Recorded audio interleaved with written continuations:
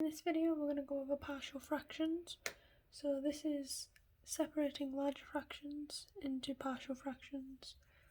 So we're going to start with 2 over 4 minus x squared.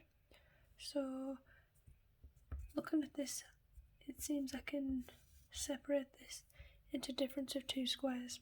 Right? 2 plus x and 2 minus x. So we can see that the difference of 2 squares, once this is bracketed out, you get 4 minus x squared. So in partial fractions, we basically want it in the form a over 2 plus x plus b over 2 minus x. And we have to determine a and b. So to do that, we are going to multiply across and left and right. So we have a 2 minus x plus b 2 plus x, right? So we've timesed across to get this, and we've timesed a by 2 minus x and 2 plus x by b. So this means the numerator should equal this, right? So I'll just write that out. 2 minus x plus b 2 plus x.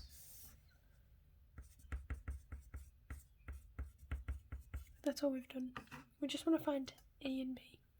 So we've multiplied across, left and right, and we've got this. So we know that this equals 2, because the numerator is 2. So what we want to do is we can substitute in values of x in order to determine a and b. So say x equals 2.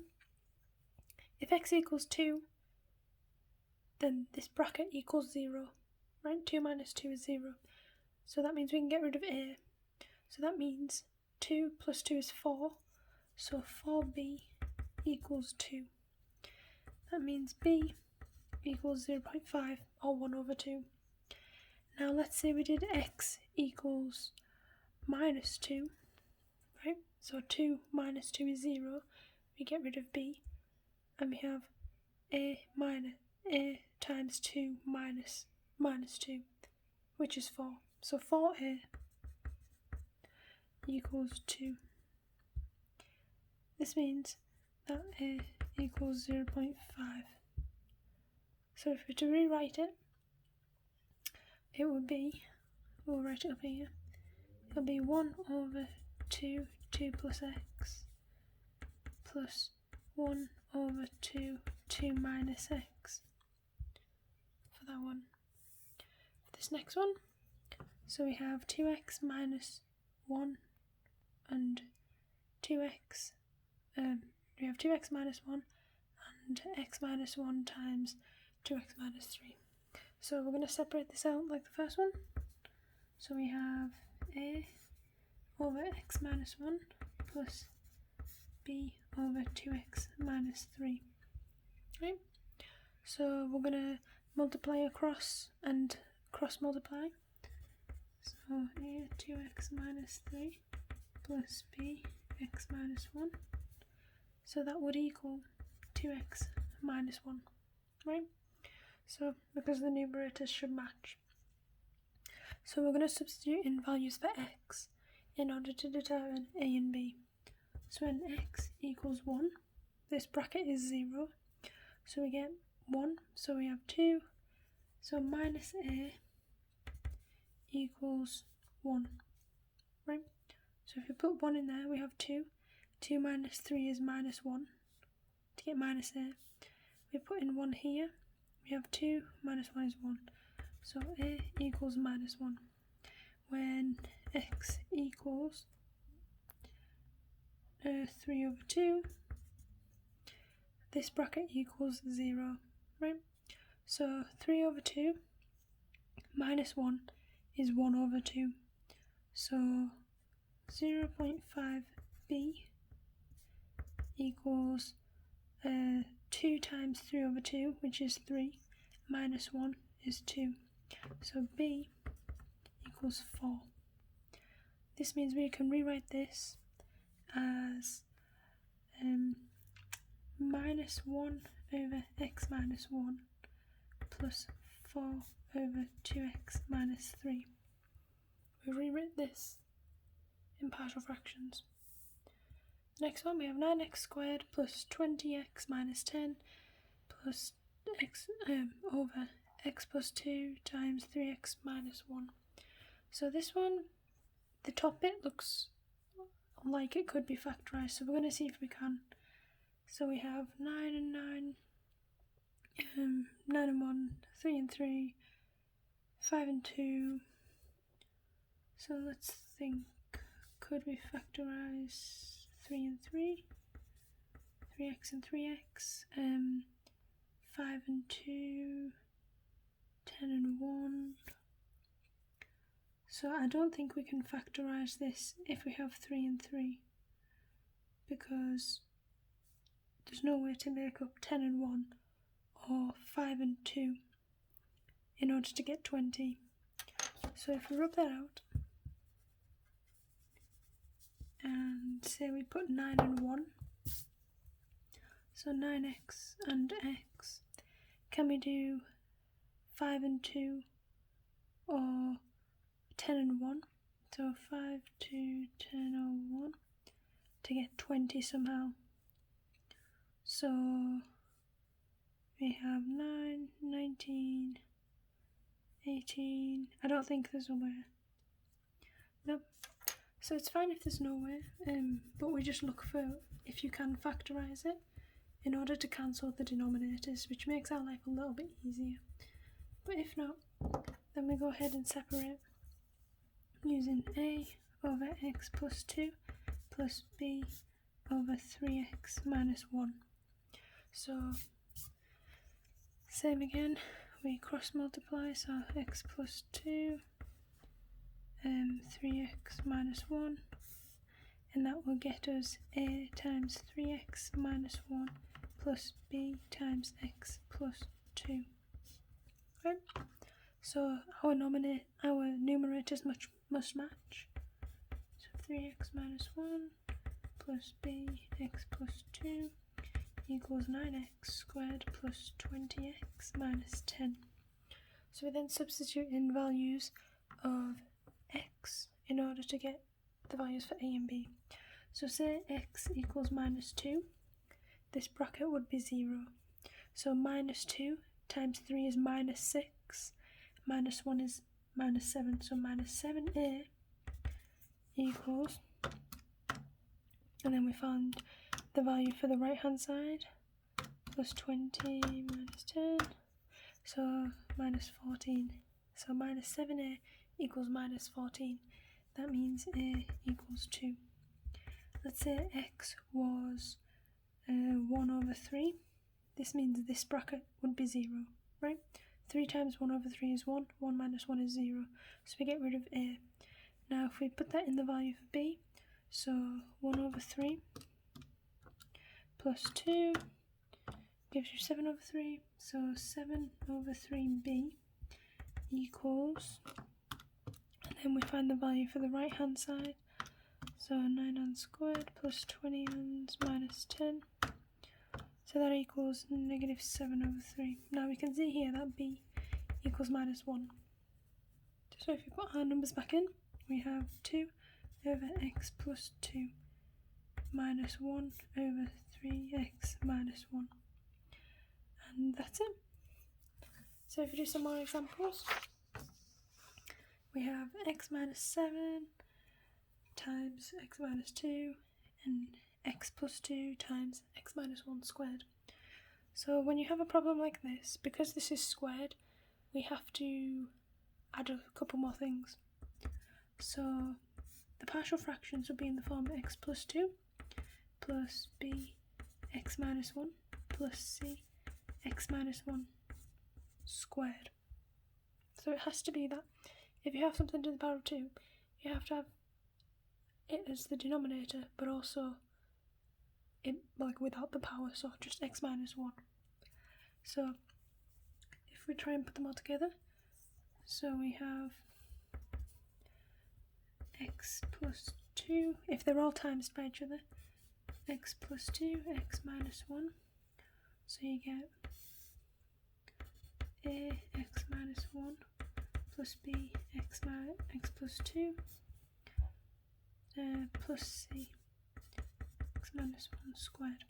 And then if we times everything by each other to make it one large fraction, you have x plus 2, x minus 1, and x minus 1 squared. And then we have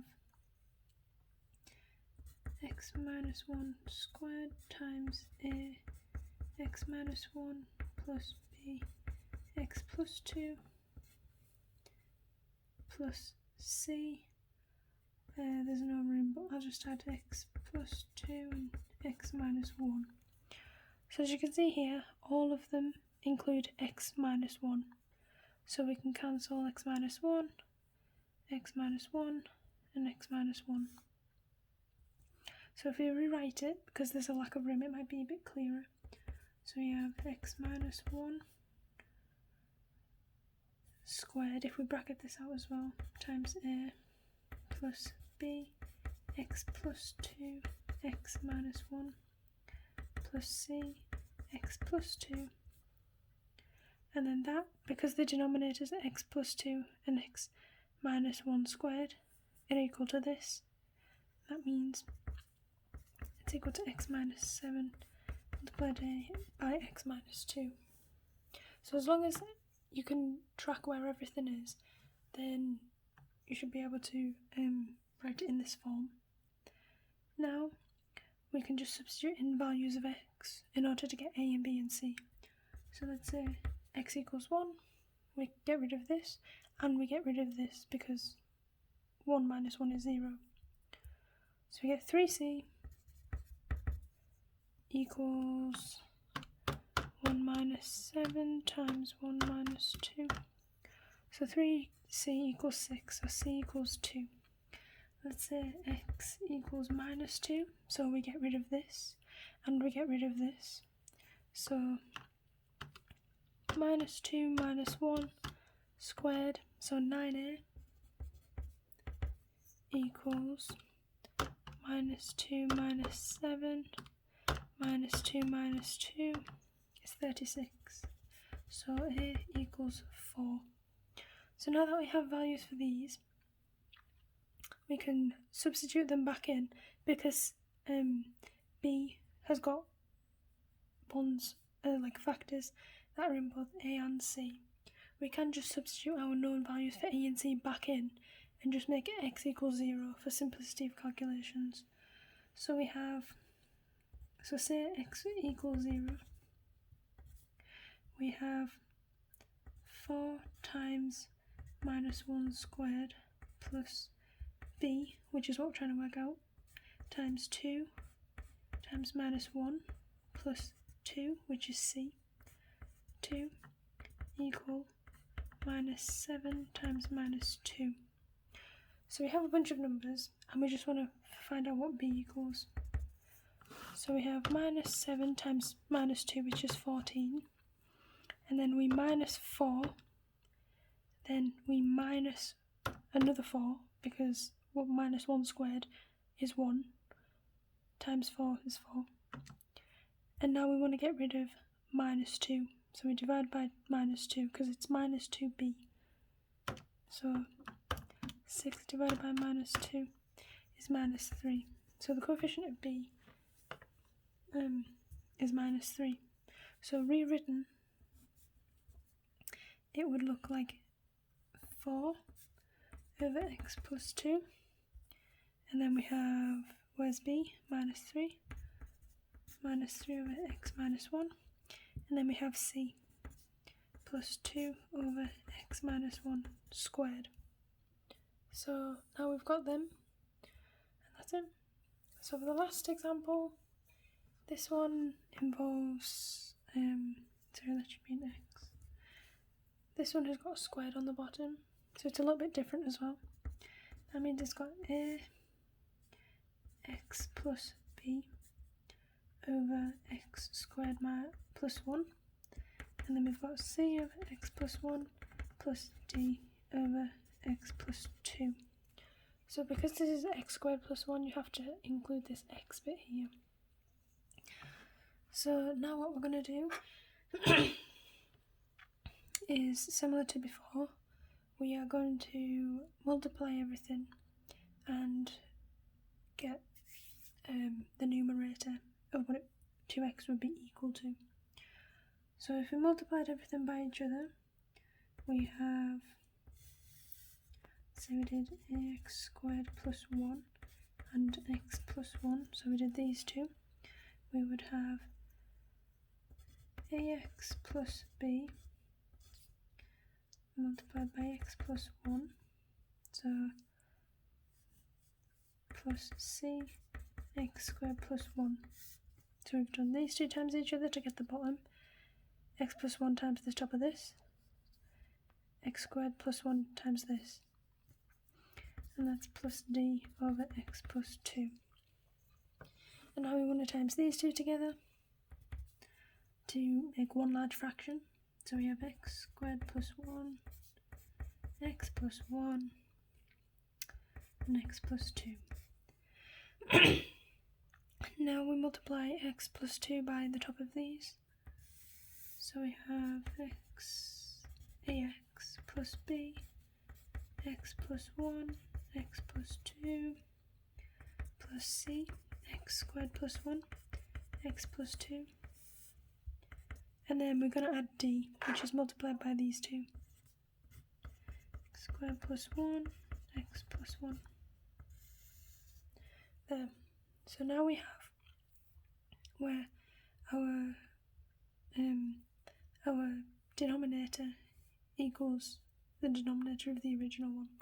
That means the numerators must equal. So we have ax plus b,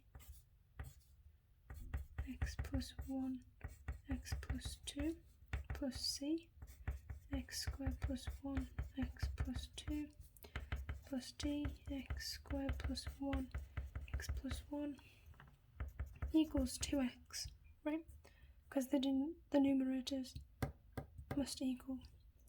So a way we can do this is, because we've got 1, 2, 3, 4 unknowns, we can generate 4 simultaneous equations.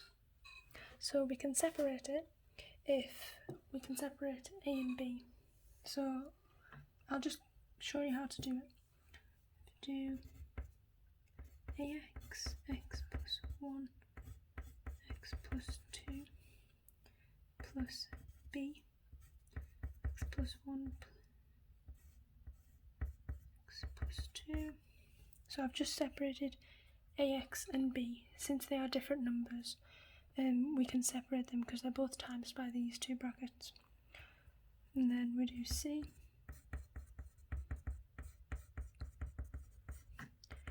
d, and 2x, which is what we have there. So now that we've done that, we can make 4 simultaneous equations. So if we put in different values of x, then we can get the different equations. So say we put x equals, we can't put anything that makes these equal 0, or else they won't be all independent. So say let's put in x equals 1, 2, 3, and 4. So if we put in these numbers, we have, if we put in x equals 1 first, we have 1 plus 1 is 2, 1 plus 2 is 3, so 3 times 2 is 6, so 6a. For b, we have 2 times 3 plus 6b. We have 1, so 1, 2 times 3 is 6c, and 2 times 2 is 4, plus 4d equals 2. For x equals 2, so 2 times 3 times 4, because we're doing x equals 2. So we have 24a, so we have 3 times 4 plus 12b, then we have 2 squared plus 1, 2 plus 2 plus 20c, and we have 2 squared plus 1 times 2 plus 1, so 15d equals 2 times 2, which is 4. Then we do x equals 3, so 3 times 3 plus 1 multiplied by 3 plus 2 is 60, 60a. And then we do 3, so we have 4 multiplied by 5, which is 20, plus 20b. And then for c, where x equals 3, so we have 3 squared plus 1 multiplied by 3 plus 2 gives you 50c, plus 3 squared plus 1, 3 plus 1, which gives you 40d. 3 times 2 is 6, so for the last one, where x equals 4, we're going to do 4 multiplied by 4 plus 1, 4 plus 2, so 120a plus 4 in here, so 4 plus 1, 4 plus 2, which gives you 30b, and then we have 4 squared plus 1 multiplied by 4 plus 2, which gives you 102c, then we have 4 squared plus 1, and then 4 plus 1, which gives you 85d equals 4 times 2, which is 8. Now I'm going to use a calculator to solve all 4 of these simultaneous equations simultaneously, but you could use computer software or anything else that saves time. So 6, 6, 6, 6. Sorry, the last one is 4. 2, 24, 12, 20, 15, 4, 60, 20, 50, 40, 6, 120, 30, 102, 85, 8, and solve. So A equals 0.2, B equals 0.6, Z, well in this case C, equals -1, and D equals 0.8. So now that we have our 4 coefficients, we can just plug them back into here, and then we'll have our partial fractions. And that's it.